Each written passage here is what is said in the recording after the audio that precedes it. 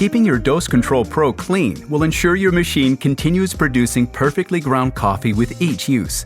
Here's how to perform a quick general clean and cleaning of the conical burrs. To start your general clean, empty the beans from the hopper and grind out any excess beans. Unplug the cord from the power before further cleaning. Remember to avoid alkaline or abrasive cleaning agents, steel wool or scouring pads, as they can damage the machine's surface. Instead, using warm soapy water, wash, rinse, and dry the grind tray thoroughly, then wipe the lid with a soft cloth. To clean the bean hopper and lid, use a soft damp cloth, and do not place any grinder parts or accessories in the dishwasher. You can wipe and polish the grinder's exterior with a soft damp cloth. Only apply a gentle cleaning agent to the cloth and not directly on the machine. Plug the cord back into the power outlet.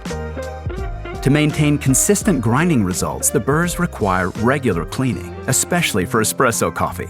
Let's walk you through it. First, unlock the hopper. Hold the hopper over an empty container and turn the dial to release the beans into it. Align the hopper back into its position. Press the start button and run the grinder until empty. Remove the hopper. Remove the upper burr by turning and lifting the wire handle. Clean the upper burr using a generic cleaning brush. Use a cleaning brush to clean the lower burr. If there are still excess grinds you can't get to, use a vacuum cleaner to remove it. Push the upper burr firmly into position again, then using the wire handle, rotate it clockwise to lock it into place. Make sure the arrows align, like this. Align the hopper into position again and lock the hopper by rotating it clockwise. Then fill it again with fresh beans.